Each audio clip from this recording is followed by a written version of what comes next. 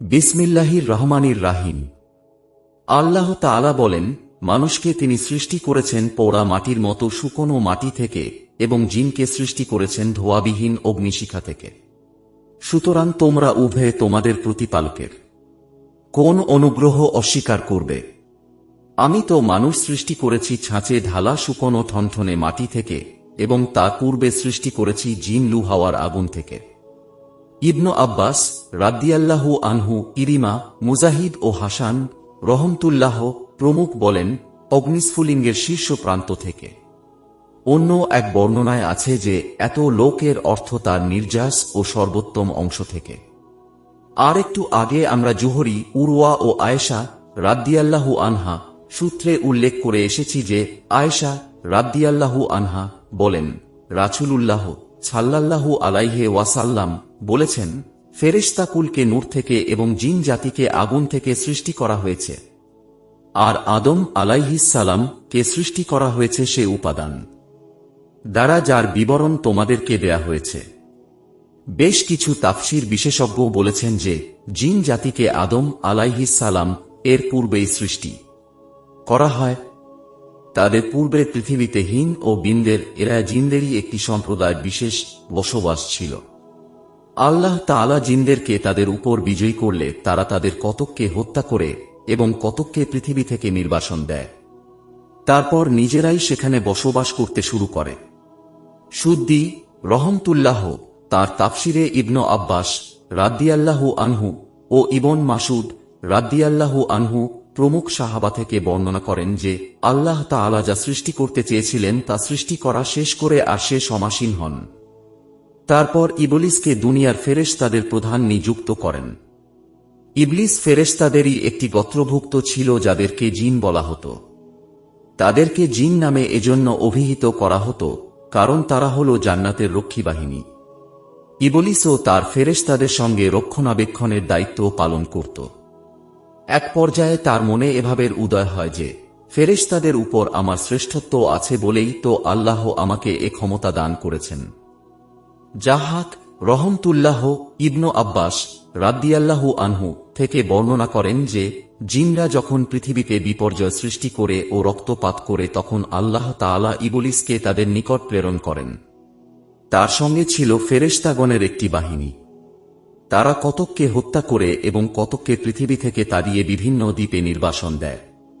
মুহাম্মদ ইবনু ইসহাক রহমতুল্লাহ ইবনু আব্বাস রাদিয়াল্লাহু আনহু থেকে বর্ণনা করেন যে পাপে লিপ্ত হওয়ার পূর্বে ইবলিসের নাম ছিল আজাজিল। সে ছিল পৃথিবীর বাসিন্দা। অধ্যবসায় ও জ্ঞানের দিক থেকে ফেরেশতাদের মধ্যে সেই ছিল সকলের সেরা। সে যে সম্প্রদায়ের অন্তর্ভুক্ত ছিল তাদেরকে জিন বলা হয়। ইবনু আবু হাতিম রহমতুল্লাহ ইবনু আব্বাস রাদিয়াল্লাহু আনহু সূত্রে বর্ণনা করেন যে ইবলিসের নাম ছিল আজাজিল। 4 ডানা বিশিষ্ট ফেরেশতাগণের মধ্যে সে ছিল সকলের সেরা। হাজ্জাজ ও ইবনু জুরায়েজের সূত্রে বর্ণিত আছে যে ইবনু আব্বাস রাদিয়াল্লাহু আনহু বলেছেন, ইবলিস গোত্রের দিক থেকে আর সব ফেরেশতার চেয়ে অধিক মর্যাদা সম্পন্ন ও সম্মানিত ছিল। সে ছিল জান্নাত সমূহের রক্ষণাবেক্ষণকারী। তার হাতে ছিল নিম্ন আসমান ও পৃথিবীর কর্তৃত্ব। সালিহ রহমতুল্লাহ ইবনু আব্বাস রাদিয়াল্লাহু আনহু থেকে বর্ণনা করেন যে তিনি বলেন, ইবলিস আকাশ ও পৃথিবীর মধ্যবর্তী সবকিছু নিয়ন্ত্রণ করত। ইবনু জারির এ বর্ণনাটি উদ্ধৃত করেছেন। কাতাদা রহমতুল্লাহ সাইদ ইবনু মুসাব রাদিয়াল্লাহু আনহু থেকে বর্ণনা করেন যে ইবলিস নিম্ন আকাশের ফেরেশতাগণের প্রধান ছিল। হাসান বসরি রহমতুল্লাহ বলেন, ইবলিস এক পলকের জন্য ফেরেশতার দলভুক্ত ছিল না। সে হল আদি জিন, যেমন আদম হলেন আদি মানব। শাহ ইবনু হাওশাব প্রমুখ বলেন, ইবলিস ওইসব জিনের একজন ছিল যাদেরকে ফেরেশতাগণ বিতাড়িত করে দিয়েছিলেন। কিন্তু ইবলিসকে কয়েকজন ফেরেশতা বন্দী করে আকাশে নিয়ে যায়। ইন জারির রহমতুল্লাহ এ কথাটি বর্ণনা করেছেন। তারা বলেন, তারপর যখন আল্লাহ তাআলা আদম আলাইহিস সালাম কে সৃষ্টি করার সংকল্প করেন যাতে পৃথিবীতে তিনি এবং পরে তার বংশধরগণ বসবাস করতে পারে, এবং তিনি মাটি দ্বারা তাঁর দেহাবয়ব তৈরি করেন, তখন জিনদের প্রধান এবং তাদের মধ্যে শ্রেষ্ঠ ইবাদতকারী আজাজিল বা ইবলিস তার চারদিকে ঘুরতে শুরু করে।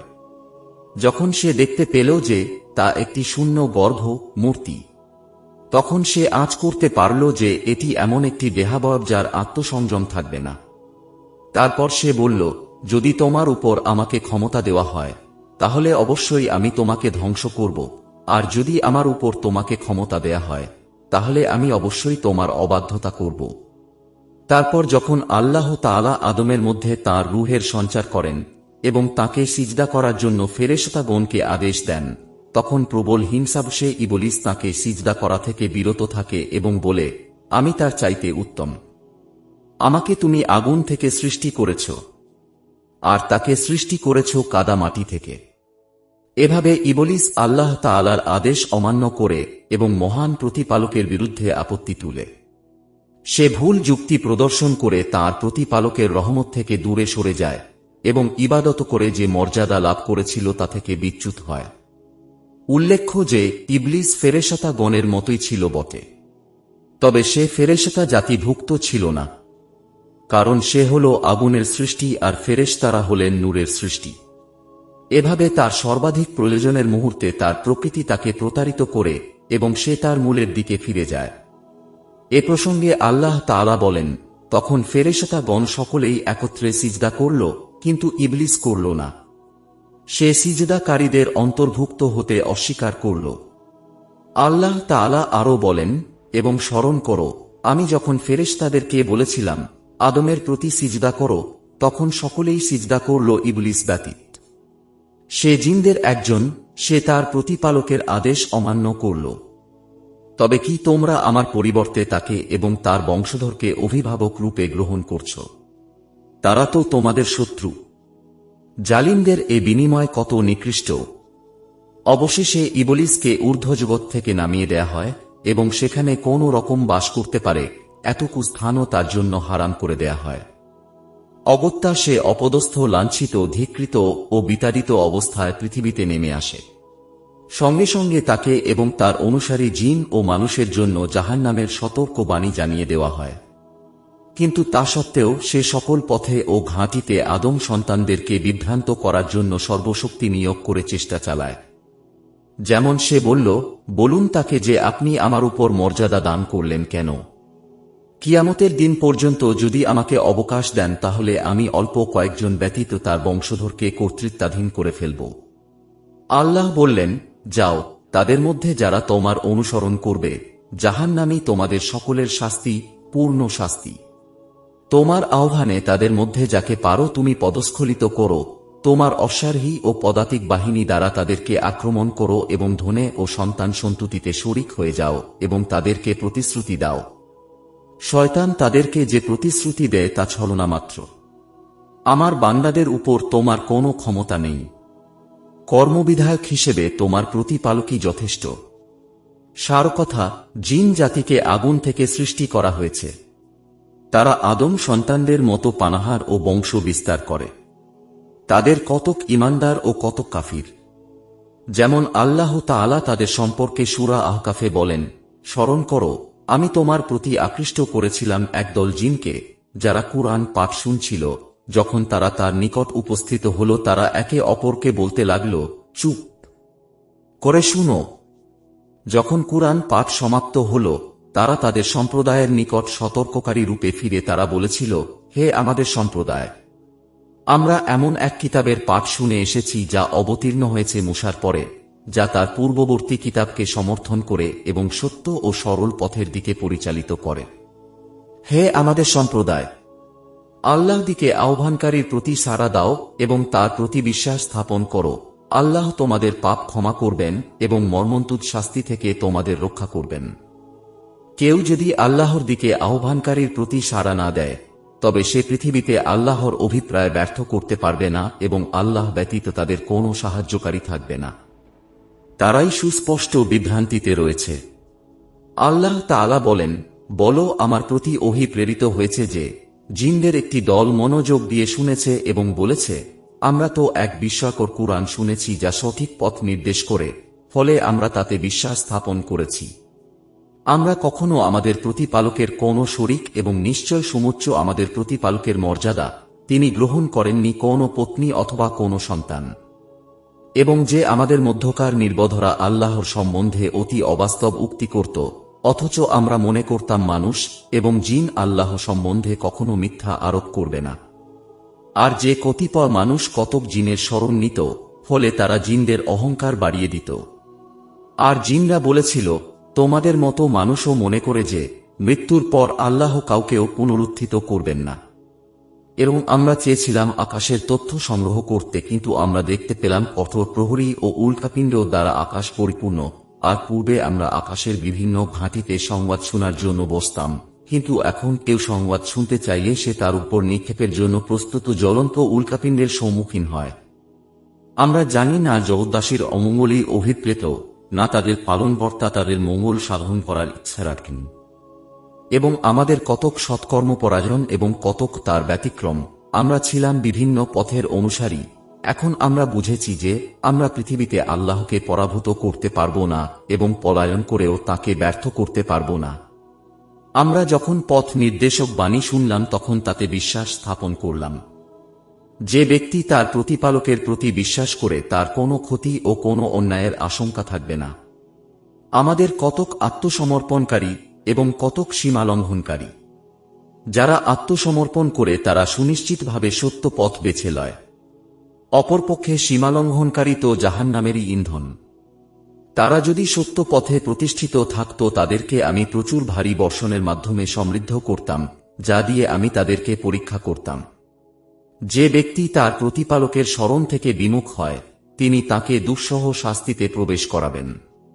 সূরা আহকাফের শেষে আমরা এ সূরাটির তাফসীর এবং পূর্ণ কাহিনী উল্লেখ করেছি এবং সেখানে এ সংক্রান্ত হাদিস সমূহ উল্লেখ করেছি।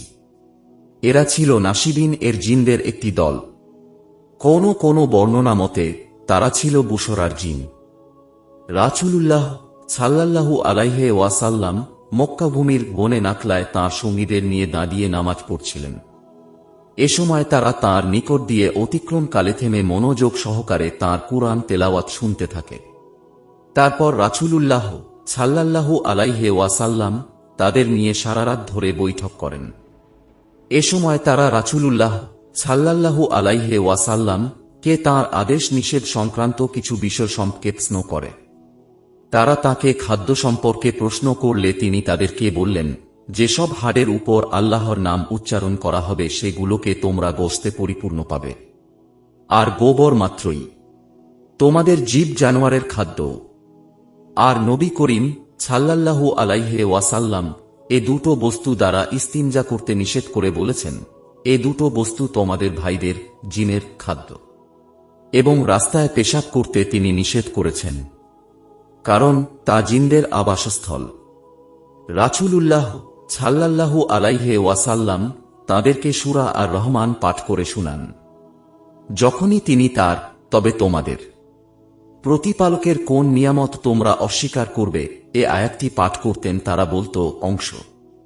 এর ভেতর হতো, হে আমাদের প্রতিপালক, তোমার কোনো অবদানই আমরা অস্বীকার করি না, প্রশংসা তো সব তোমারই প্রাপ্য।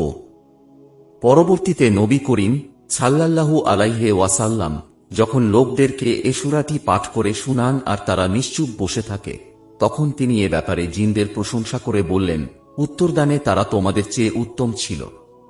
যতবারই আমি তাদের নিকট আয়াতটি পাঠ করেছি ততবারই তারা বলেছিল, হে আমাদের প্রতিপালক, তোমার কোনো নিয়ামতই আমরা অস্বীকার করি না, প্রশংসা তো সব তোমারই প্রাপ্য।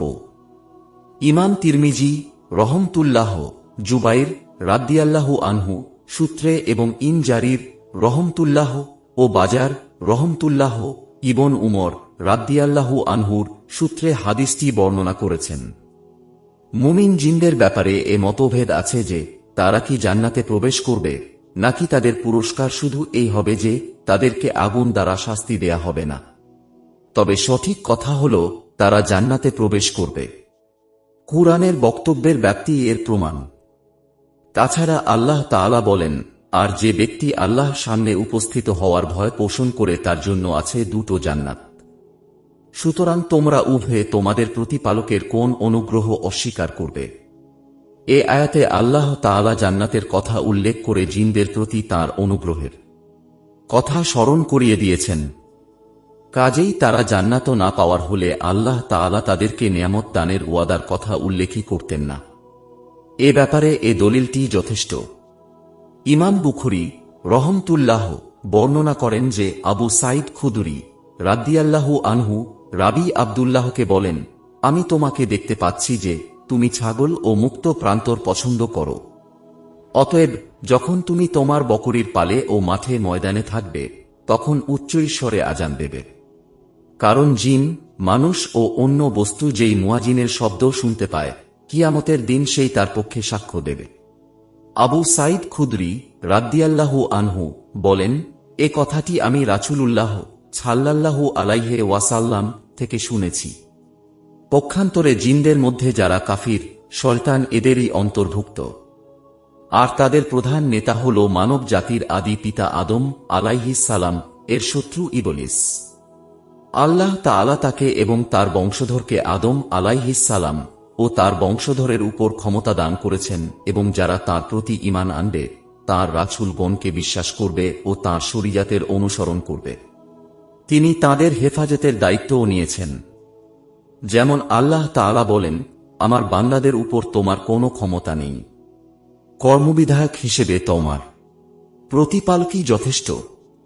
অন্য আয়াতে তিনি বলেন, তাদের সম্বন্ধে ইবলিস তার ধারণা সত্য প্রমাণ করল, ফলে তাদের মধ্যে একটি মুমিন দল ব্যতীত সকলেই তার অনুসরণ করল। তাদের উপর শয়তানের কোনো আধিপত্য ছিল না। কারা আখিরাতে বিশ্বাসী এবং কারা তাতে সন্দিহান তা প্রকাশ করে দেয়াই ছিল তার উদ্দেশ্য। তোমার প্রতিপালক সর্ববিষয়ের তত্ত্বাবধায়ক। অন্যত্র আল্লাহ তাআলা বলেন, হে বনি আদম, শয়তান যেন তোমাদেরকে কিছুতেই প্রলুব্ধ না করে, যেভাবে তোমাদের পিতা মাতাকে সে জান্নাত থেকে বহিষ্কৃত করেছিল, তাদের লজ্জাস্থান দেখাবার জন্য বিবস্ত্র করেছিল। সে নিজে এবং তার দলবল তোমাদেরকে এমনভাবে দেখে যে তোমরা তাদেরকে দেখতে পাও না। যারা ঈমান আনে না শয়তানকে আমি তাদের অভিভাবক করেছি। মহান আল্লাহ আরো বলেন, স্মরণ করো যখন তোমার প্রতিপালক ফেরেশতাদেরকে বললেন, আমি ছাঁচে ঢালা শুকনো ঠনঠনে মাটি থেকে মানুষ সৃষ্টি করছি। তারপর যখন আমি তাকে সুঠাম করব এবং তার মধ্যে আমার রূহ সঞ্চার করব, তখন তোমরা তার প্রতি সিজদাবনত হয়। তখন ফেরেশতাগণ সকলেই সিজদা করল, কিন্তু ইবলিস করল না, সে সিজদাকারীদের অন্তর্ভুক্ত হতে অস্বীকার করল। আল্লাহ বললেন, হে ইবলিস, তোমার কি হল যে তুমি সিজদাকারীদের অন্তর্ভুক্ত হলে না? সে বলল, আপনি ছাঁচে ঢালা শুকনো ঠনঠনে মাটি থেকে যে মানুষ সৃষ্টি করেছেন, আমি তাকে সিজদা করব নই। তিনি বললেন, তবে তুমি এখান থেকে বের হয়ে যাও, কারণ তুমি বিতাড়িত এবং কর্মফল দিবস পর্যন্ত তোমার প্রতি রইলান্ত। সে বলল, হে আমার প্রতিপালক, পুনরুত্থান দিবস পর্যন্ত আমাকে অবকাশ দিন। তিনি বললেন, যাদেরকে অবকাশ দেওয়া হয়েছে তুমি তাদের অন্তর্ভুক্ত হলে অবধারিত সময় উপস্থিত হওয়ার দিন পর্যন্ত। সে বলল, হে আমার প্রতিপালক, আপনি যে আমাকে বিপদগামী করলেন তজ্জন্য আমি পৃথিবীতে মানুষের নিকট পাপ কর্মকে শোভন করে তুলব এবং আমি তাদের সকলকেই বিপদগামী করব, তবে তাদের মধ্যে তোমার নির্বাচিত বান্দাদেরকে নয়। আল্লাহ বললেন, এটাই আমার নিকট পৌঁছানোর সরল পথ। বিভ্রান্তদের মধ্যে যারা তোমার অনুসরণ করবে তারা ব্যতীত আমার বান্দাদের উপর তোমার কোনো ক্ষমতা থাকবে না। অবশ্যই তোমার অনুসারীদের সকলেরই নির্ধারিত স্থান হবে জাহান্নাম। তার 7টি দরজা আছে, টি দরজার জন্য পৃথক পৃথক দল আছে। এ কাহিনী আল্লাহ তাআলা সূরা বাকারা, সূরা আরাফ, সূরা ইসরা, সূরা তাহা ও সূরা সাদ এ উল্লেখ করেছেন। সকল প্রশংসা আল্লাহরই প্রাপ্য। আল্লাহ তাআলা তাঁর বান্দাদেরকে পরীক্ষা করার জন্য ইবলিসকে কিয়ামত দিবস পর্যন্ত অবকাশ প্রদান করেন। যেমন আল্লাহ বলেন, তাদের উপর শয়তানের কোনো আধিপত্য ছিল না। কারা আখিরাতে বিশ্বাসী এবং কারা তাতে সন্দিহান তা প্রকাশ করে দেওয়াই ছিল তার উদ্দেশ্য। তোমার প্রতিপালক সর্ববিষয়ের তত্ত্বাবধায়ক। অন্যত্র তিনি বলেন, যখন সবকিছুর মীমাংসা হয়ে যাবে তখন শয়তান বলবে, আল্লাহ তোমাদেরকে প্রতিশ্রুতি দিয়েছিলেন সত্য প্রতিশ্রুতি। আমিও তোমাদেরকে প্রতিশ্রুতি দিয়েছিলাম, কিন্তু আমি তোমাদেরকে প্রদত্ত প্রতিশ্রুতি রক্ষা করিনি। আমার তো তোমাদের উপর কোনো আধিপত্য ছিল না, আমি কেবল তোমাদেরকে আহ্বান করেছিলাম এবং তোমরা আমার আহ্বানে সাড়া দিয়েছিলে। সুতরাং তোমরা আমার প্রতি দোষারোপ করো না, তোমরা নিজেদের প্রতি দোষারোপ করো। আমি তোমাদের উদ্ধারে সাহায্য করতে সক্ষম নই এবং তোমরাও আমার উদ্ধারে সাহায্য করতে সক্ষম নও। তোমরা যে পূর্বে আমাকে আল্লাহর শরীক করেছিলে তার সাথে আমার কোনো সম্পর্ক নেই। জালিমদের জন্য তো মর্মস্তুদ শাস্তি আছেই। যারা ঈমান আনে ও সৎকর্ম করে তাদের দাখিল করা হবে জান্নাতে, যার পাদদেশে নদী প্রবাহিত, সেখানে তারা স্থায়ী হবে তাদের প্রতিপালকের অনুমতিক্রমে। সেখানে তাদের অভিবাদন হবে সালাম। কুরআনের ভাষ্য অনুযায়ী ইবলিস এখনও জীবিত এবং কিয়ামতের দিন পর্যন্ত অবকাশপ্রাপ্ত। তার প্রতি আল্লাহর লানত বর্ষিত হোক। সমুদ্রপৃষ্ঠে তার একটি সিংহাসন আছে আর তাতে সমাসীন হয়ে সে তার বাহিনী প্রেরণ করে, যারা মানুষের মাঝে অনিষ্ট করে এবং বিপর্যয় বাঁধায়। তবে আল্লাহ তাআলা আগেই বলে রেখেছেন, শয়তানের কৌশল অবশ্যই দুর্বল। মহাপাপের আগে ইবলিসের নাম ছিল আজিজল। নাকাশ বলেন তার উপনাম হল আবু কারদুস। আর এজন্যই নবী করিম সাল্লাল্লাহু আলাইহি ওয়াসাল্লাম যখন ইবনু সায়াদকে জিজ্ঞেস করেছিলেন, তুমি কি দেখতে পাও? সে বলেছিল, আমি পানির উপর একটি সিংহাসন দেখতে পাই। তখন নবী করিম সাল্লাল্লাহু আলাইহি ওয়াসাল্লাম তাকে বলেছিলেন, তুই লাঞ্ছিত হো, তুই কিছুতেই তোর নির্ধারিত সীমা ডিঙ্গাতে পারবি না। নবী করিম সাল্লাল্লাহু আলাইহি ওয়াসাল্লাম এ কথা বুঝতে পেরেছিলেন যে তার ভবিষ্যদ্বাণী সমূহের শক্তি হল সেই শয়তানের প্রদত্ত, যার সিংহাসন সমুদ্রের উপর বিছানো বলে সে দেখে থাকে। আর এজন্যই নবী করিম সাল্লাল্লাহু আলাইহি ওয়াসাল্লাম বলেছিলেন, তুই লাঞ্ছিত হ, কিছুতেই তুই তোর সীমা ডিঙ্গাতে পারবি না। কোন রকমেই তুই তোর হীন ও তুচ্ছ মর্যাদা অতিক্রম করতে পারবি না। ইবলিসের সিংহাসন সমুদ্রের উপর অবস্থিত হওয়ার প্রমাণ হল ইমাম আহমদ রহমতুল্লাহ এর হাদিস। তাতে জাবির ইবনু আব্দুল্লাহ বলেন, রাসূলুল্লাহ সাল্লাল্লাহু আলাইহি ওয়াসাল্লাম বলেছেন, ইবলিসের সিংহাসন হল সমুদ্রের উপর। প্রত্যহ সে তার বিভিন্ন বাহিনী প্রেরণ করে, যারা মানুষের মধ্যে হাঙ্গামা সৃষ্টি করে থাকে। মানুষের জন্য সেরা ফেতনা সৃষ্টি করে যে অনুচর ইবলিসের নিকট মর্যাদায়, সে সকলের চাইতে সেরা। ইমাম আহমদ রহমতুল্লাহ বর্ণনা করেন যে জাবির ইবন আব্দুল্লাহ রাদিয়াল্লাহু আনহু বলেছেন, আমি রাসূলুল্লাহ সাল্লাল্লাহু আলাইহি ওয়াসাল্লাম কে বলতে শুনেছি, ইবলিসের সিংহাসন হল সমুদ্রের উপর। সে তার বাহিনী সমূহ প্রেরণ করে, যারা জনসমাজে হাঙ্গামা সৃষ্টি করে বেড়ায়। ফিতনা সৃষ্টিতে যে তাদের সেরা, তার কাছে সেই সকলের বড়। এ সূত্রে ইমাম আহমদ রহমতুল্লাহ একভাবে হাদিসটি বর্ণনা করেছেন। ইমাম মুসলিম রহমতুল্লাহ জাবির রাদিয়াল্লাহু আনহু সূত্রে বর্ণিত আমাশের হাদিস থেকে বর্ণনা করেন যে নবী করিম সাল্লাল্লাহু আলাইহি ওয়াসাল্লাম বলেন, শয়তান তার সিংহাসনকে পানির উপর স্থাপন করে, তারপর জনসমাজে তার বাহিনীসমূহ প্রেরণ করে। তার দৃষ্টিতে ফিতনা সৃষ্টি করায় যে যত বড় মর্যাদায়, সে তার তত বেশি নৈকট্যের অধিকারী। তাদের কেউ একজন আসে আরও বলে যে আমি অমুকের পেছনে লেগেই থাকি। অবশেষে তাকে এমন অবস্থায় রেখে এসেছি যে সে এমন এমন জঘন্য কথা বলে বেড়াচ্ছে। এ কথা শুনে ইবলিস বলে, না, আল্লাহর শপথ, তুমি কিছুই করনি। আবার আরেকজন এসে বলে, আমি অমুক ও তার স্ত্রীর মধ্যে বিচ্ছেদ ঘটিয়েই তবে ছেড়েছি। রাসূলুল্লাহ সাল্লাল্লাহু আলাইহি ওয়াসাল্লাম বলেন, এ কথা শুনে শয়তান তাকে কাছে টেনে আনে আর বলে, কত উত্তম কাজই না তুমি করেছ। এক বর্ণনায় এর নুনকে ফাতহা দ্বারা পড়া হয়েছে, যার অর্থ না হয় তুমি মর্যাদা পাওয়ার উপযুক্ত বটে। আবার কাসরা দ্বারা পড়ার কথাও আছে। আমাদের শায়খ আবুল হাজ্জাজ প্রথমটিকে সমর্থন করে তাকে প্রাধান্য দিয়েছেন। আল্লাহই সর্বজ্ঞ।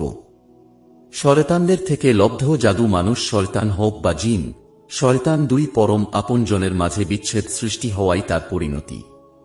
এজন্যই শয়তান সে ব্যক্তির চেষ্টা সাধনায় কৃতজ্ঞতা জ্ঞাপন করে থাকে, যার দ্বারা এ কাজ সাধিত হয়। আল্লাহ যাকে নিন্দা করেছেন ইবলিস করে তার প্রশংসা এবং যার প্রতি আল্লাহ হন রুষ্ট, শয়তান হয় তার প্রতি প্রসন্ন, তার প্রতি আল্লাহর লান্ত। এদিকে আল্লাহ তাআলা বিভিন্ন প্রকার অনিষ্ট সেগুলোর মাধ্যমসমূহ এবং সেগুলোর অশুভ পরিণাম থেকে রক্ষার উপায় হিসেবে ফালাক ও নাচ দুটো সূরা নাজিল করেছেন। বিশেষত সূরা নাচ, যার মর্ম হল, বলো আমি শরণ নিচ্ছি মানুষের প্রতিপালকের, মানুষের অধিপতির, মানুষের ইলাহের নিকট আত্মজ্ঞাপনকারী কুমন্ত্রণাদাতার অনিষ্ট থেকে, যে কুমন্ত্রণা দেয় মানুষের অন্তরে, জিনের মধ্য থেকে অথবা মানুষের মধ্য থেকে।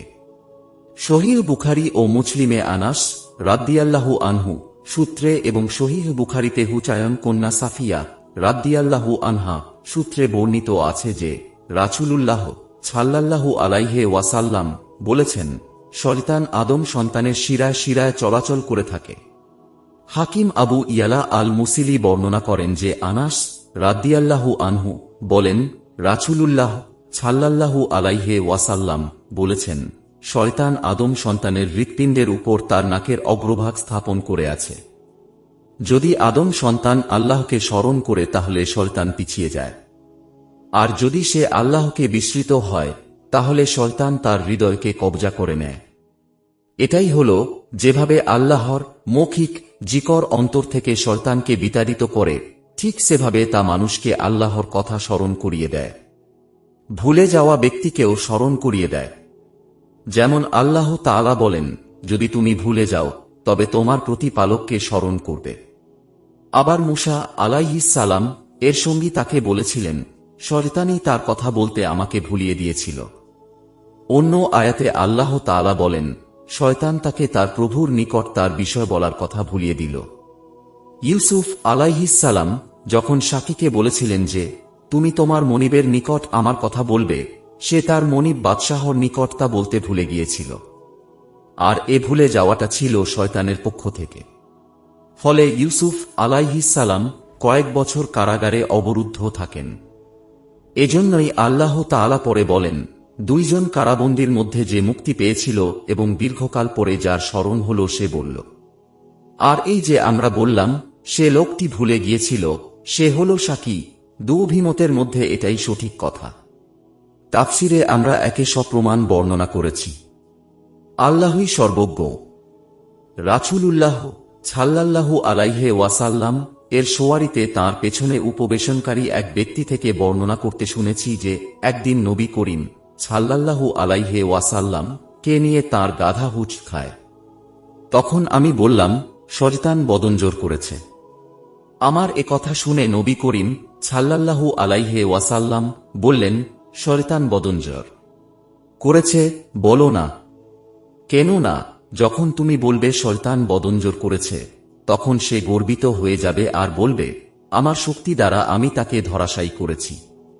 আর যখন তুমি বলবে বিসমিল্লাহ, তখন ছোট হতে হতে সে মাছির ন্যায় হয়ে যায়। এ হাদিসটি কেবল ইমাম আহমদই বর্ণনা করেছেন। এর সনদ উত্তম। ইমাম আহমদ রহমতুল্লাহ বর্ণনা করেন যে আবু হুরায়রা রাদিয়াল্লাহু আনহু বলেন, রাসূলুল্লাহ সাল্লাল্লাহু আলাইহি ওয়াসাল্লাম বলেছেন, তোমাদের কেউ মসজিদে এলে শয়তান মানুষকে এভাবে বশীভূত করে যেভাবে কেউ তার বাহনকে শান্ত করে একান্তে বসার ন্যায়, তারপর তাকে লাগাম পরিয়ে দেয়। আবু হুরায়রা রাদিয়াল্লাহু আনহু বলেন, লক্ষ্য করলে তোমরা তা দেখতে পাবে। শয়তান যাকে কোণ ঠাসা করে দেখবে সে নত হয়ে কেবল আল্লাহকে স্মরণ করতে থাকে, আর যাকে লাগাম পরায় সে মুখ খুলে হা করে বসে থাকে, আল্লাহ জিকির করে না। আবু হুরায়রা রাদিয়াল্লাহু আনহু বলেন, রাসূলুল্লাহ সাল্লাল্লাহু আলাইহি ওয়াসাল্লাম বলছেন, বদনজোর যে হয়ে থাকে তা সত্য, তাতে শয়তান ও বনি আদমের হিংসা বিদ্যমান থাকে। তার আরেক বর্ণনায় আছে যে ইবনু আব্বাস রাদিয়াল্লাহু আনহু বলেন, এক ব্যক্তি রাসূলুল্লাহ সাল্লাল্লাহু আলাইহি ওয়াসাল্লাম এর নিকট এসে বলল, ইয়া রাসূলুল্লাহ, আমার মনে এমন এমন কল্পনা জাগ্রত হয় যে তা ব্যক্ত করার চাইতে আকাশ থেকে পড়ে যাওয়াই আমার নিকট শ্রেয় মনে হয়। শুনে নবী করিম সাল্লাল্লাহু আলাইহি ওয়াসাল্লাম বললেন, আল্লাহু আকবার। সমস্ত প্রশংসা সে আল্লাহর, যিনি শয়তানের চক্রান্তকে কুমন্ত্রণায় পরিণত করে দিয়েছেন। নাসি এবং আমাস হযরত আবু জার রাদিয়াল্লাহু আনহুর সূত্রেও এ হাদিসটি বর্ণনা করেছেন। ইমাম বুখারী রহমতুল্লাহ বর্ণনা করেন যে আবু হুরায়রা রাদিয়াল্লাহু আনহু বলেন, রাসূলুল্লাহ সাল্লাল্লাহু আলাইহি ওয়াসাল্লাম বলেছেন, শয়তান তোমাদের একজনের কাছে এসে বলে, এটাকে সৃষ্টি করেছে, ওটাকে সৃষ্টি করেছে, শেষ পর্যন্ত বলে যে তোমার রবকে কে সৃষ্টি করেছে। সুতরাং কেউ এ পরিস্থিতির সম্মুখীন হলে যেন সে আল্লাহর আশ্রয় প্রার্থনা করে এবং এখানেই ক্ষান্ত দেয়। আল্লাহ তাআলা বলেন, যারা তাকওয়ার অধিকারী হয় তাদেরকে শয়তান যখন কুমন্ত্রণা দেয় তখন তারা আত্মসচেতন হয় এবং তৎক্ষণাৎ তাদের চোখ খুলে যায়। অন্য আয়াতে আল্লাহ তাআলা বলেন, বলো, হে আমার প্রতিপালক, আমি তোমার আশ্রয় প্রার্থনা করি শয়তানের প্ররোচনা থেকে। হে আমার প্রতিপালক, আমি তোমার আশ্রয় প্রার্থনা করি আমার নিকট তাদের উপস্থিতি। অন্যত্র মহান আল্লাহ বলেন, যদি শয়তানের কুমন্ত্রণা তোমাকে প্ররোচিত করে তবে আল্লাহ শরণ নেবে। তিনি আরেক জায়গায় তিনি বলেন, যখন তুমি কুরআন পাঠ করবে তখন অভিশপ্ত শয়তান থেকে তুমি আল্লাহর শরণ করবে। যারা ঈমান আনে ও তাদের প্রতিপালকেরই উপর নির্ভর করে তাদের উপর তার আধিপত্য নেই। তার আধিপত্য তো কেবল তাদেরই উপর যাকে অভিভাবক রূপে গ্রহণ করে এবং যারা আল্লাহ শরীক করে। আমি সর্বশ্রোতা সর্বজ্ঞ আল্লাহর নিকট বিতাড়িত শয়তানের হামাজ, নাফাক ও নাফাজ থেকে আশ্রয় প্রার্থনা করি। জুবায়ের ইবনু মুতিম আব্দুল্লাহ ইবনু মাসুদ রাদিয়াল্লাহু আনহু বর্ণনা থেকেও এরূপ পাওয়া যায়। আর হাদিসে এরূপ ব্যাখ্যা করা হয়েছে যে শয়তান কর্তৃক শ্বাসরুদ্ধকরণ বা কাবু করা এবং তার অহংকার আর তার কাব্য। সহিহ বুখারী ও মুসলিমে বর্ণিত আছে যে আনাস রাদিয়াল্লাহু আনহু বলেন, রাসূলুল্লাহ সাল্লাল্লাহু আলাইহি ওয়াসাল্লাম যখন শৌচাগারে প্রবেশ করতেন তখন তিনি বলতেন, আমি আল্লাহর নিকট থেকে আশ্রয় চাই। বহু সংখ্যক আলেম বলেছেন, রাসূলুল্লাহ সাল্লাল্লাহু আলাইহি ওয়াসাল্লাম পুরুষ শয়তান ও মহিলা শয়তান থেকে আশ্রয় প্রার্থনা করেছেন। তাদের মতে এই অর্থ পুরুষ শয়তানের দল ও মহিলা শয়তানের দল।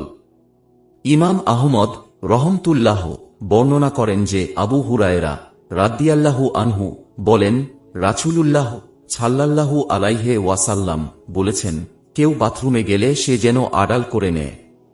যদি সে মাটিকে স্তূপীকৃত করা ব্যতীত অন্য কিছু না পায় তবে যেন তাই করে তা পেছনে রেখে বসে, কারণ শয়তান আদম সন্তানের নিতম্ব নিয়ে খেলা করে। যে ব্যক্তি এরূপ করে সে ভালো করবে, আর একান্ত তা না পারলে ক্ষতি নেই। ইমাম আবু দাউদ ও ইবনু মাজাহ ছাওর ইয়াজিদ এর হাদিস থেকে এ হাদিসটি বর্ণনা করেছেন। ইমাম বুখারী রহমতুল্লাহ বর্ণনা করেন যে সুলাইমান ইবনু সুরাদ বলেছেন, নবী করিম সাল্লাল্লাহু আলাইহি ওয়াসাল্লাম এর দরবারে দুজন লোক একে অপরকে গালাগাল করে।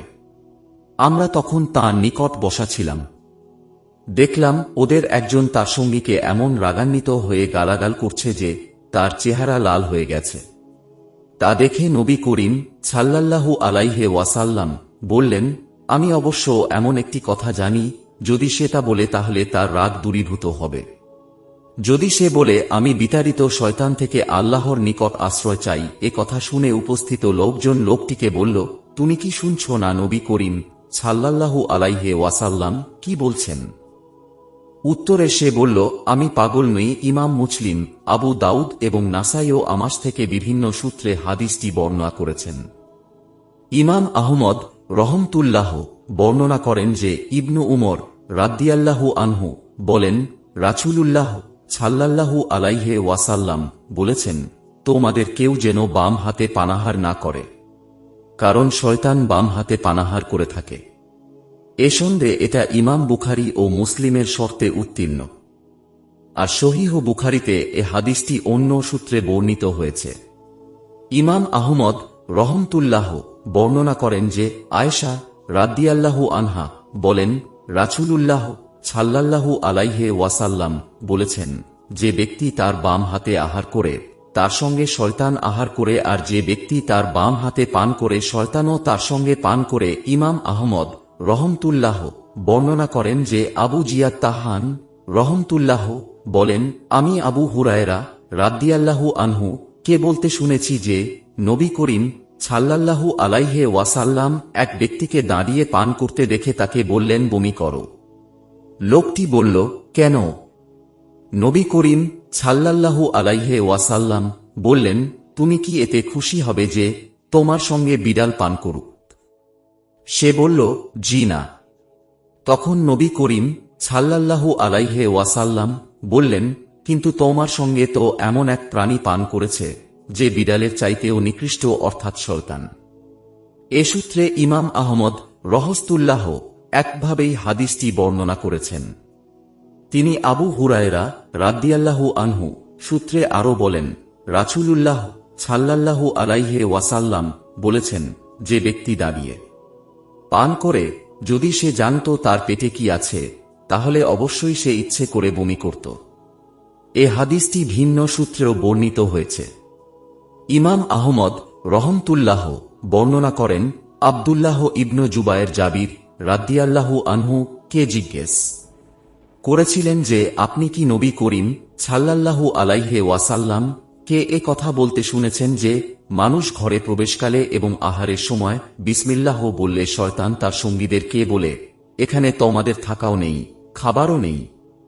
আর প্রবেশকালে বিসমিল্লাহ না বললে শয়তান বলে, তোমরা রাত যাপনের জায়গা পেয়ে গেছ, এবং আহারের সময় বিসমিল্লাহ না বললে শয়তান বলে, তোমরা রাত যাপনের জায়গা এবং রাতের খাবার পেয়ে গেছ।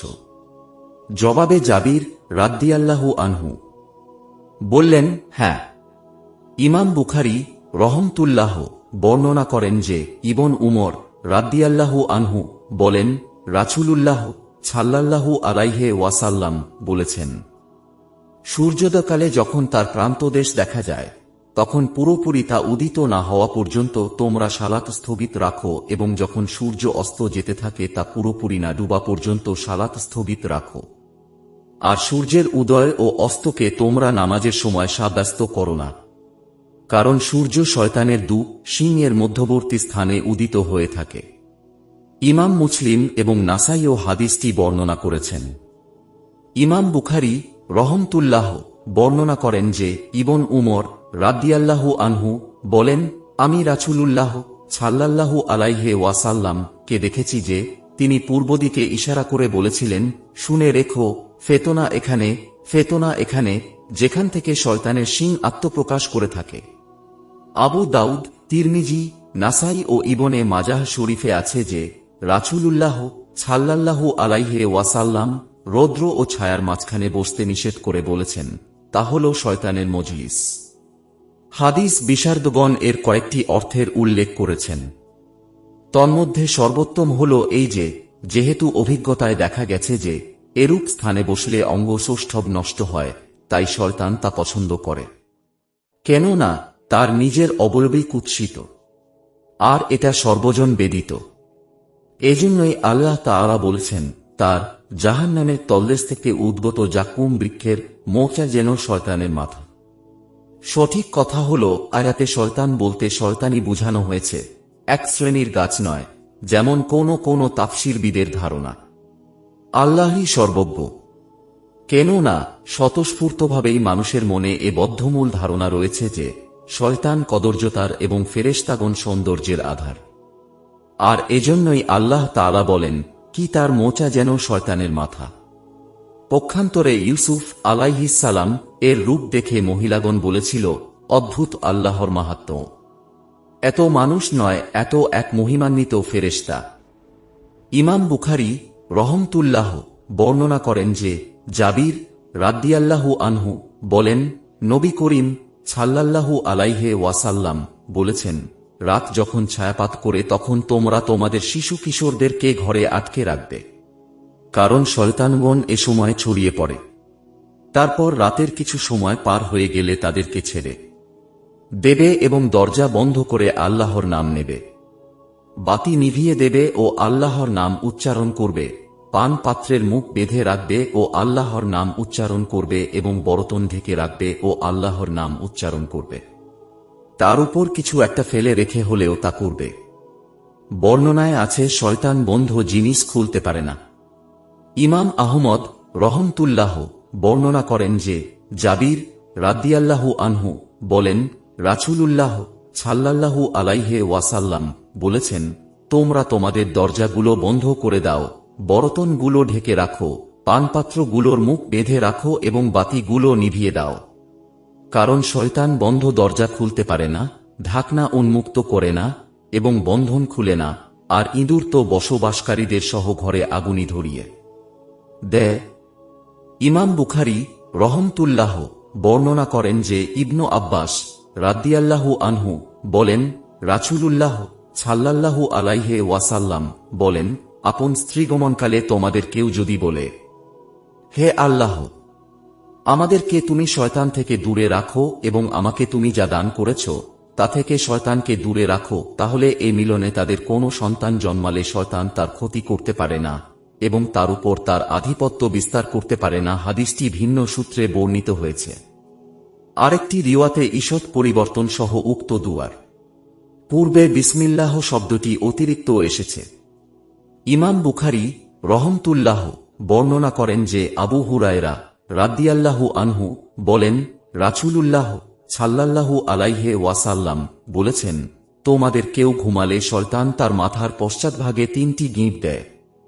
প্রতিটি গিঁট দেওয়ার সময় সে বলে, দীর্ঘ রাত আছে, তুমি ঘুমাও।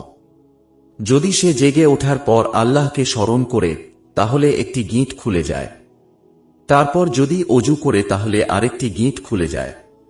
তারপর যদি সে সালাত আদায় করে তাহলে সবটি গিঁটই খুলে যায়।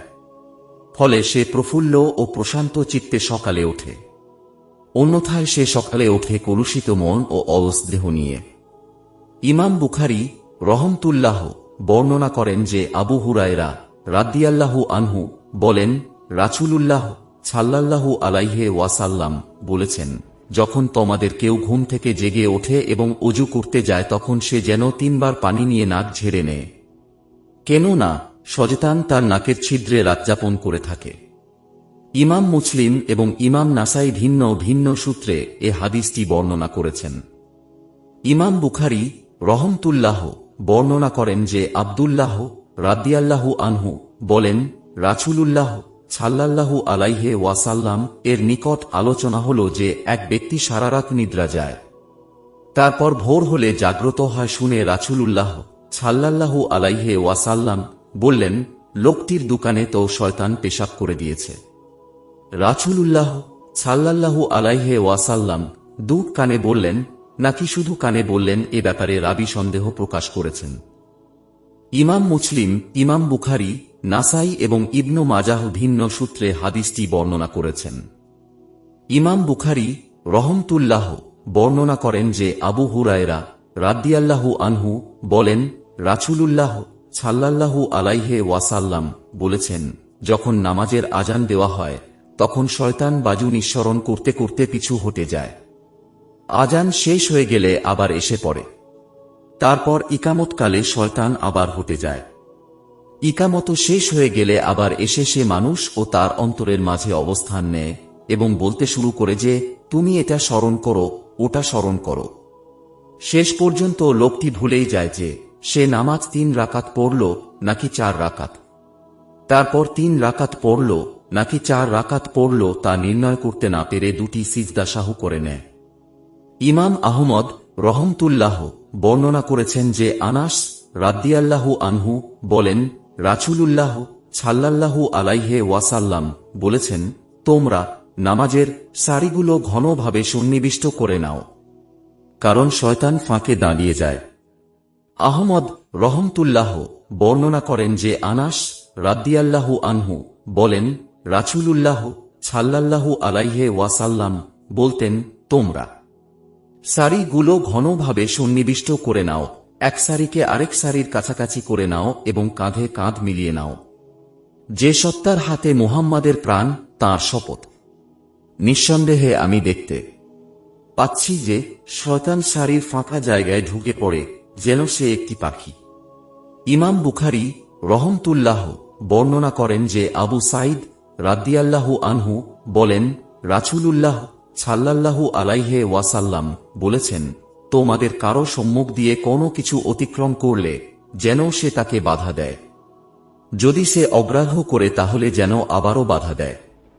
এবারও যদি অগ্রাহ্য করে তাহলে যেন সে তার সঙ্গে লড়াই করে, কারণ সে আস্ত শয়তান।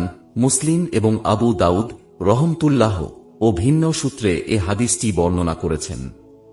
আহমদ রহমতুল্লাহ বর্ণনা করেন যে আবু উবায়দ রহমতুল্লাহ বলেন, আমি আতা ইবনু ইয়াইদ লাইচি রহমতুল্লাহ কে দেখলাম যে তিনি দাঁড়িয়ে নামাজ পড়ছেন। তারপর আমি তাঁর সম্মুখ দিয়ে অতিক্রম করতে চাইলে তিনি আমাকে ফিরিয়ে দেন।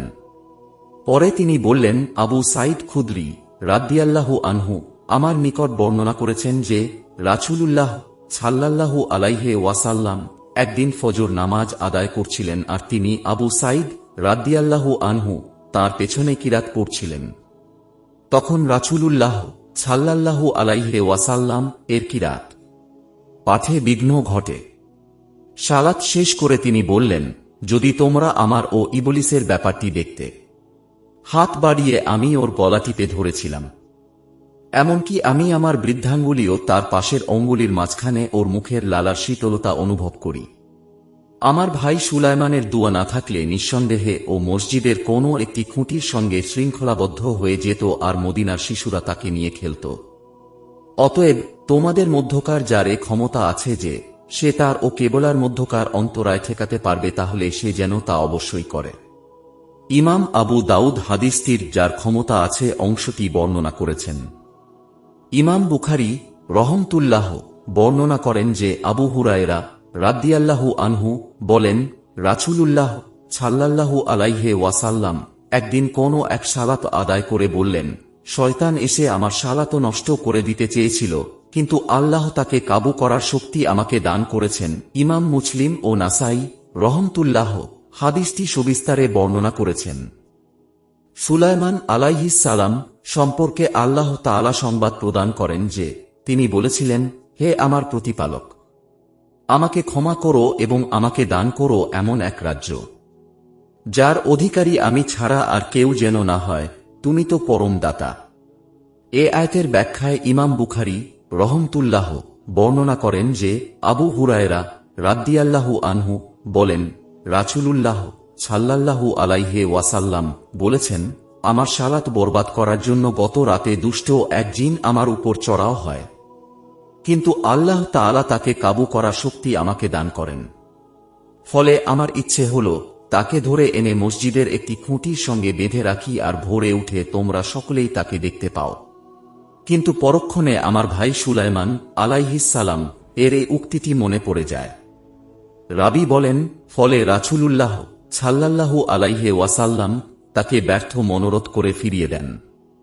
মুসলিম রহমতুল্লাহ আবু দারদা রাদিয়াল্লাহু আনহু সূত্রে বর্ণনা করেন যে রাসূলুল্লাহ সাল্লাল্লাহু আলাইহি ওয়াসাল্লাম একদিন সালাত আদায়ে রত হন। এমন সময় আমরা হঠাৎ শুনতে পেলাম যে তিনি বলছেন, তোমার থেকে আমি আল্লাহ নিকট আশ্রয় চাই। তারপর তিনি বললেন, তোমার প্রতি আল্লাহর লানত হোক। এ কথাটি 3 বার বলে তিনি তার হাত প্রসারিত করলেন যেন তিনি কিছু একটা ধরছেন। তারপর সালাত শেষ হলে আমরা বললাম, হে আল্লাহর রাসূল, সালাতের মধ্যে আমরা আপনাকে এমন কিছু বলতে শুনলাম যা ইতিপূর্বে আমরা আপনাকে বলতে শুনিনি। আবার আপনাকে দেখলাম যে আপনি আপনার হাত প্রসারিত করলেন।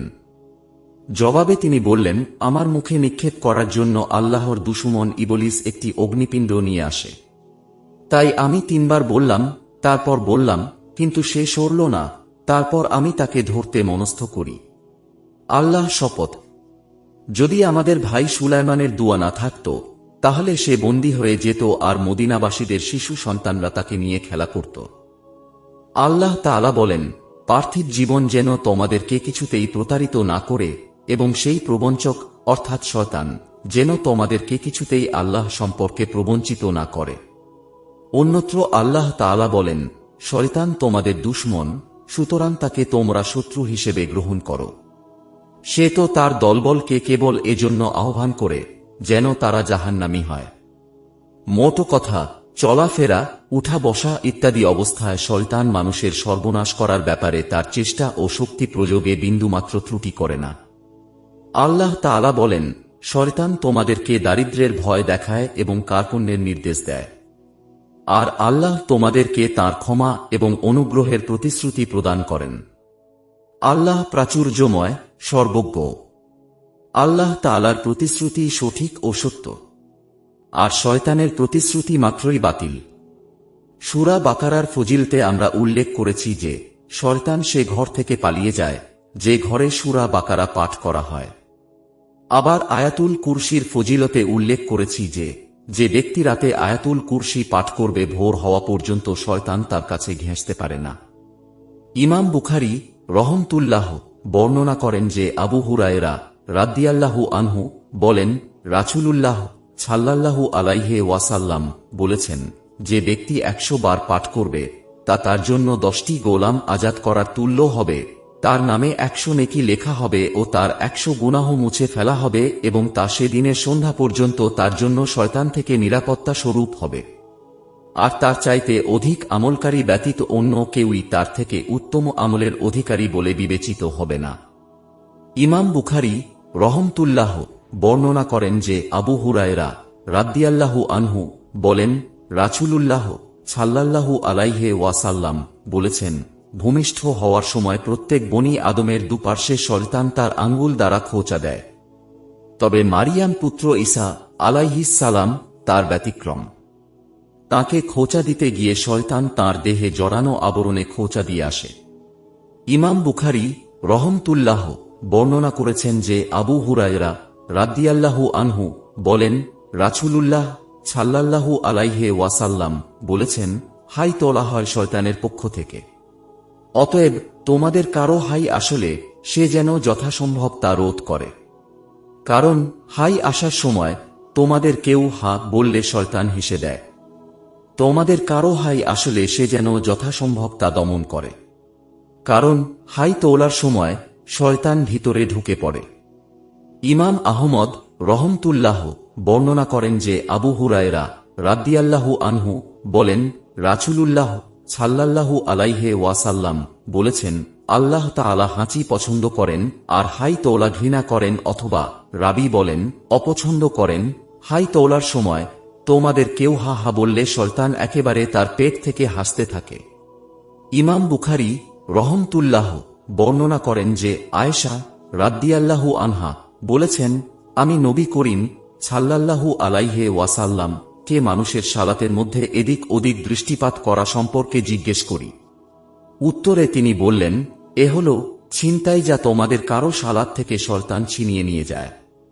ইমাম বুখারী রহমতুল্লাহ বর্ণনা করেন যে আবু কাতাদা রাদিয়াল্লাহু আনহু বলেন, রাসূলুল্লাহ সাল্লাল্লাহু আলাইহি ওয়াসাল্লাম বলেছেন, সুস্বপ্ন হয় আল্লাহ পক্ষ থেকে, আর অলিক স্বপ্ন হয় শয়তানের পক্ষ থেকে।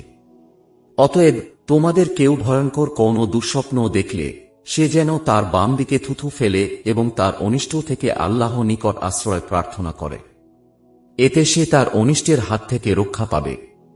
ইমাম আহমদ রহমতুল্লাহ বর্ণনা করেন যে আবু হুরায়রা রাদিয়াল্লাহু আনহু বলেন, রাসূলুল্লাহ সাল্লাল্লাহু আলাইহি ওয়াসাল্লাম বলেছেন, তোমাদের কেউ কিছুতেই যেন তার কোনো ভাইয়ের প্রতি অস্ত্র দ্বারা ইশারা না করে, কারণ কি জানি হয়তো শয়তান তার হাতে এসে ভর করবে, যার ফলে সে জাহান্নামের কুণ্ডে গিয়ে নিক্ষিপ্ত হবে। ইমাম বুখারী ও মুসলিম রহমতুল্লাহ এ হাদিসটি বর্ণনা করেছেন। আল্লাহ তাআলা বলেন, আমি নিকটবর্তী আকাশকে সুশোভিত করেছি প্রদীপমালা দ্বারা এবং তাদেরকে করেছি শয়তানের প্রতি নিক্ষেপের উপকরণ এবং তাদের জন্য প্রস্তুত রেখেছি জ্বলন্ত অগ্নির শাস্তি। অন্য আয়াতে তিনি বলেন, আমি নিকটবর্তী আকাশকে নক্ষত্ররাজির সুষমা দ্বারা সুশোভিত করেছি এবং রক্ষা করেছি প্রত্যেক বিদ্রোহী শয়তান থেকে। ফলে তারা ঊর্ধ্ব জগতের কিছু শুনতে পায় না এবং তাদের প্রতি নিক্ষিপ্ত হয় সকল দিক থেকে বিতাড়নের জন্য, এবং তাদের জন্য আছে অবিরাম শাস্তি। তবে কেউ হঠাৎ কিছু শুনে ফেললে উল্কাপিণ্ড তার পিছু ধাওয়া করে। অন্যত্র মহান আল্লাহ বলেন, আকাশে আমি গ্রহ নক্ষত্র সৃষ্টি করেছি এবং দর্শকের জন্য তাকে সুশোভিত করেছি, এবং প্রত্যেক অভিশপ্ত শয়তান থেকে আমি তাকে রক্ষা করে থাকি। আর কেউ চুরি করে সংবাদ শুনতে চাইলে তার পিছু ধাওয়া করে প্রদীপ্ত শিখা। আরেক জায়গায় আল্লাহ তাআলা বলেন, শয়তানরা তা সহ অবতীর্ণ হয়নি। তারা এ কাজের যোগ্য নয় এবং তারা এর সামর্থ্য রাখে না। তাদেরকে তো শ্রবণের সুযোগ থেকে দূরে রাখা হয়েছে। অন্যত্র আল্লাহ তাআলা জিন জাতি সম্পর্কে সংবাদ দিতে গিয়ে বলেন, আমরা চেয়েছিলাম আকাশের তথ্য সংগ্রহ করতে, কিন্তু আমরা দেখতে পেলাম কঠোর প্রহরী ও উল্কাপিণ্ডে আকাশ পরিপূর্ণ, আর পূর্বে আমরা আকাশের বিভিন্ন ঘাঁটিতে সংবাদ শোনার জন্য বসতাম। কিন্তু এখন কেউ সংবাদ শুনতে চাইলে সে তার উপর নিক্ষেপের জন্য প্রস্তুত জ্বলন্ত উল্কাপিণ্ডের সম্মুখীন হয়। ইমাম বুখারী রাদিয়াল্লাহু আনহু বর্ণনা করেন যে আয়েশা রাদিয়াল্লাহু আনহু বলেন, রাসূলুল্লাহ সাল্লাল্লাহু আলাইহি ওয়াসাল্লাম বলেছেন, ফেরেশতাগণ মেঘমালায় বসে পৃথিবীতে যা ঘটবে সেসব বিষয় নিয়ে আলাপ আলোচনা করে থাকেন। শয়তানরা তার শব্দ বিশেষ শুনে এসে জ্যোতিষীর কানে ঢেলে দেয়, যেমন বোতলে কোনো কিছু ঢালা হয়ে থাকে। পরে তারা তার সাথে আরও 100 কথা জুড়ে দেয়। ইমাম বুখারী রহমতুল্লাহ ইবলিস পরিচিতি অধ্যায় লাচ রহমতুল্লাহ থেকে মুআল্লাক সূত্রেও হাদিসটি বর্ণনা করেছেন। ইমাম বুখারী ও মুসলিম রহমতুল্লাহ বর্ণনা করেন যে আয়েশা রাদিয়াল্লাহু আনহু বলেছেন, কিছু লোক রাসূলুল্লাহ সাল্লাল্লাহু আলাইহি ওয়াসাল্লাম এর নিকট জ্যোতিষীদের সম্পর্কে জিজ্ঞেস করলে তিনি বললেন, ওরা কিছু নয়। তারা বললেন, হে আল্লাহ রাসূল, তারা তো কখনো কখনো কোনো কিছু সম্পর্কে আমাদেরকে এমন কথা বলে থাকে যা সঠিক প্রমাণিত হয়ে যায়। উত্তরে রাসূলুল্লাহ সাল্লাল্লাহু আলাইহি ওয়াসাল্লাম বললেন, ওই সত্য কথাটি জিনদের কেউ ছো মেরে এনে মুরগির কটকট শব্দের ন্যায় শব্দ করে তার সাংগাতের কানে দিয়ে দেয়। পরে তার সাথে তারা শত মিথ্যা কথা জুড়ে দেয়। এ পাঠটি হচ্ছে ইমাম বুখারী রহমতুল্লাহ এর। ইমাম বুখারী রহমতুল্লাহ বর্ণনা করেন যে আবু হুরায়রা রাদিয়াল্লাহু আনহু বলেন, রাসূলুল্লাহ সাল্লাল্লাহু আলাইহি ওয়াসাল্লাম বলেছেন, আল্লাহ তাআলা ঊর্ধ্বজগতে কোনো বিষয়ের সিদ্ধান্ত নিলে আনুগত্য প্রকাশের উদ্দেশ্যে ফেরেশতাগণ তাদের ডানা ঝাপটাতে শুরু করেন, যেন তা মসৃণ পাথরের উপর জিঞ্জিরের ঝনঝনানি। তারপর তারা শান্ত ও নির্ভয় হলে তারা বলাবলি করেন যে, তোমাদের প্রতিপালক কি বললেন? উত্তরে তারা বলেন, তিনি যা বললেন তা নির্ঘাত সত্য। তিনি তো মহিয়ান গরিয়ান। এ সুযোগে চুরি করে শ্রবণকারী তা শুনে ফেলে। চুরি করে শ্রবণকারী দল এবারে একজন আরেকজনের উপর অবস্থান করে। সুফয়ান তাঁর হাতটি একদিকে সরিয়ে নিয়ে আঙ্গুলগুলোর মাঝে ফাঁক করে তার বিবরণ দেন। তারপর বলেন, তারপর একজন কোনো কথা শুনে নিয়ে তা তার নিচের জনের কাছে পৌঁছিয়ে দেয়। সে আবার তার নিচের জনের কাছে পৌঁছিয়ে দেয়। এভাবে কথাটি জাদুকর কিংবা জ্যোতিষীর মুখে পৌঁছানো হয়। তবে অনেক সময় তা পৌঁছানোর আগেই উল্কাপিণ্ডের কবলে পড়ে যায়, আবার অনেক সময় উল্কাপিণ্ড ধরে ফেলার আগে ভাগেই তা সংশ্লিষ্ট ব্যক্তির কাছে পৌঁছে দেয়। সে তখন তার সঙ্গে শত মিথ্যা জুড়ে দেয়। তারপর বলাবলি হয় যে অমুক দিন কি সে আমাদেরকে এমন এমন বলেনি। ফলে আকাশ থেকে শ্রুত কথাটির ভিত্তিতে তাকে সত্যবাদী বলে মেনে নেওয়া হয়। ইমাম মুসলিম রহমতুল্লাহ ও অনুরূপ একটি হাদিস বর্ণনা করেছেন। আল্লাহ তাআলা বলেন, যে ব্যক্তি দয়াময় আল্লাহ স্মরণে বিমুখ হয় আমি তার জন্য নিয়োজিত করি এক শয়তান, তারপর সে হয় তার সহচর। শয়তানরাই মানুষকে সৎপথ থেকে বিরত রাখে, অথচ মানুষ মনে করে তারা সৎপথে পরিচালিত হচ্ছে। অবশেষে যখন সে আমার নিকট উপস্থিত হবে তখন সে শয়তানকে বলবে, হায়, আমার ও তোমার মধ্যে যদি পূর্ব ও পশ্চিমের ব্যবধান থাকত। কত নিকৃষ্ট সহচর সে। অন্য আয়াতে আল্লাহ তাআলা বলেন, আমি তাদের জন্য নির্ধারণ করে দিয়েছিলাম সহচর, যারা তাদের সম্মুখে ও পশ্চাতে যা আছে তা তাদের দৃষ্টিতে শোভন করে দেখিয়েছিল। অন্যত্র মহান আল্লাহ তাআলা বলেন, তার সহচর শয়তান বলবে, হে আমাদের প্রতিপালক, আমি তাকে অবাধ্য হতে প্ররোচিত করিনি। বস্তুত সে নিজেই ছিল ঘোর বিভ্রান্ত। আল্লাহ বলবেন, আমার সামনে বাক বিতণ্ডা করো না, তোমাদেরকে আমি তো পূর্বেই সতর্ক করে দিয়েছিলাম। আমার কথার রদবদল হয় না এবং আমি আমার বান্দাদের প্রতি কোনো অবিচার করি না। অন্যত্র মহান আল্লাহ বলেন, এরূপ মানব ও জিনের মধ্যে শয়তানদেরকে আমি প্রত্যেক নবীর শত্রু করেছি, প্রতারণার উদ্দেশ্যে তাদের একে অন্যকে চমকপ্রদ বাক্য দ্বারা প্ররোচিত করে। যদি তোমার প্রতিপালক ইচ্ছা করতেন তবে তারা তা করত না। সুতরাং তুমি তাদেরকে ও তাদের মিথ্যা রচনাকে বর্জন করো। এবং তারা এ উদ্দেশ্য প্ররোচিত করে যে যারা পরকালে বিশ্বাস করে না তাদের মন যেন তার প্রতি অনুরাগী হয় এবং তাতে যেন তারা পরিতুষ্ট হয়, আর যে অপকর্ম করে তারা যেন তাই করতে থাকে। ইবনে মাসউদ রাদিয়াল্লাহু আনহু থেকে ইমাম আহমদ ও মুসলিম রহমতুল্লাহ কর্তৃক বর্ণিত একটি হাদিস আমরা ফেরেশতা পরিচিতি অধ্যায়ে উল্লেখ করে এসেছি। তাতে আছে যে রাসূলুল্লাহ সাল্লাল্লাহু আলাইহি ওয়াসাল্লাম বলেছেন, কেউ বাদ নেই, তোমাদের প্রত্যেকের জিন সহচর ও ফেরেশতা সহচরকে তার দায়িত্বে রাখা হয়েছে। এ কথা শুনে সাহাবাগণ জিজ্ঞেস করলেন, এবং আপনারও ইয়া রাসূলুল্লাহ? তিনি বললেন, আমারও, কিন্তু আল্লাহ তাআলা আমাকে তার উপর সাহায্য করেছেন, ফলে সে আমাকে মঙ্গল ছাড়া অন্য কিছুর আদেশ করে না। ইমাম আহমদ রহমতুল্লাহ বর্ণনা করেন যে ইবনু আব্বাস রাদিয়াল্লাহু আনহু বলেন, রাসূলুল্লাহ সাল্লাল্লাহু আলাইহি ওয়াসাল্লাম বলেছেন, তোমাদের কেউ এমন নেই যার উপর তার শয়তান সহচরকে নিয়োজিত করে রাখা হয়নি। একটা শুনে সাহাবাগণ জিজ্ঞেস করলেন, আর আপনিও ইয়া রাসূলুল্লাহ? রাসূলুল্লাহ সাল্লাল্লাহু আলাইহি ওয়াসাল্লাম বললেন, হ্যাঁ, তবে আল্লাহ আমাকে তার উপর সাহায্য করেছেন, ফলে সে আমার অনুগত হয়ে গেছে। ইবলিস সম্পর্কে সংবাদ দিতে গিয়ে আল্লাহ তাআলা বলেন, সে বলল, তুমি আমাকে শাস্তি দান করলে, এজন্য আমিও তোমার সরল পথে মানুষের জন্য নিশ্চয় ওঁত পেতে থাকব। তারপর আমি তাদের নিকট আসবই তাদের সম্মুখ, পশ্চাৎ, দক্ষিণ ও বাম দিক থেকে, এবং তুমি তাদের অধিকাংশকে কৃতজ্ঞ পাবে না।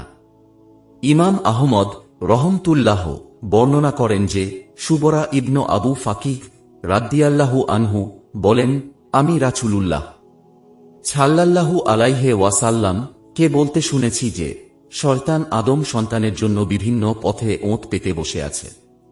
ইসলামের পথে বসে থেকে সে বলে, তুমি কি তোমার ও তোমার পিতৃপুরুষের ধর্ম ত্যাগ করে ইসলাম গ্রহণ করেছ? রাসূলুল্লাহ সাল্লাল্লাহু আলাইহি ওয়াসাল্লাম বলেন, কিন্তু আদম সন্তান তাকে অগ্রাহ্য করে ইসলাম গ্রহণ করে। তারপর সে হিজরতের পথে বসে থেকে বলে, তুমি কি আপন মাটি ও আকাশ, মাতৃভূমি ত্যাগ করে হিজরত করছ? মুহাজির তো দূরত্ব অতিক্রমে ঘোড়ার ন্যায়, কিন্তু সে তাকে অগ্রাহ্য করে হিজরত করে। তারপর শয়তান জিহাদের পথে বসে যায়। জিহাদ হল জান ও মাল উৎসর্গ করা। তারপর বলল, তুমি লড়াই করে নিহত হবে, আর তোমার স্ত্রী অন্য স্বামী গ্রহণ করবে ও তোমার ধন সম্পদ ভাগ বাটোয়ারা হয়ে যাবে। রাসূলুল্লাহ সাল্লাল্লাহু আলাইহি ওয়াসাল্লাম বললেন, এবারও সে তাকে উপেক্ষা করে ও জিহাদ করে। তারপর রাসূলুল্লাহ সাল্লাল্লাহু আলাইহি ওয়াসাল্লাম বললেন, আদমের সন্তানদের যে কেউ তা করবে তাকে জান্নাতে প্রবেশ করানো আল্লাহ জিম্মায় থাকবে। সে শহীদ হয়ে গেলে তাকে জান্নাতে প্রবেশ করানো আল্লাহ জিম্মায় থাকবে। সে ডুবে গেলে তাকে জান্নাতে প্রবেশ করানো আল্লাহ জিম্মায় থাকবে, এবং তার সোয়ারি তাকে ফেলে দিয়ে মেরে ফেললেও তাকে জান্নাতে প্রবেশ করানো আল্লাহ জিম্মায় থাকবে। ইমাম আহমদ রহমতুল্লাহ আব্দুল্লাহ ইবনু উমর রাদিয়াল্লাহু আনহুর সূত্রে বলেন যে রাসূলুল্লাহ সাল্লাল্লাহু আলাইহি ওয়াসাল্লাম প্রতিদিন সকাল বিকাল এ দোয়াগুলো পাঠ করতেন, কখনো ছাড়তেন না। হে আল্লাহ, আমি তোমার নিকট দুনিয়া ও আখিরাতে নিরাময়তা প্রার্থনা করছি। হে আল্লাহ, আমি তোমার নিকট ক্ষমা এবং আমার দিন দুনিয়া, পরিবার পরিজন ও ধন সম্পদের নিরাপত্তা প্রার্থনা করছি। হে আল্লাহ, তুমি আমার সেসব বিষয় গোপন রাখো যা প্রকাশ পেলে আমার লজ্জা পেতে হবে, আর আমার ভীতিকর বিষয়সমূহকে তুমি নিরাপদ করে দাও। হে আল্লাহ, তুমি আমাকে অগ্র পশ্চাৎ, আমার ডান বাম ও আমার উপর থেকে হেফাজত করো, আর তোমার মর্যাদার উসিলায় আমার নিচের থেকে আমাকে ধ্বংস করার ব্যাপারে আমি তোমার নিকট আশ্রয় প্রার্থনা করি।